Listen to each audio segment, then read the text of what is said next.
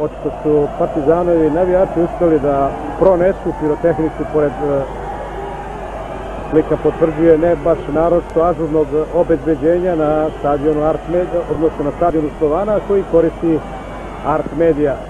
I pogledajte sada, ovu pirotehniku neće biti za ovo, kaže na Art Media. Troškove ovog iživljavanja nosit će fudbalski klub Partizan koji je i u prošloj sezoni u kupu UEFA zbog sličnih ispada svojih navijača platio preko 50.000 švajcarskih franaka.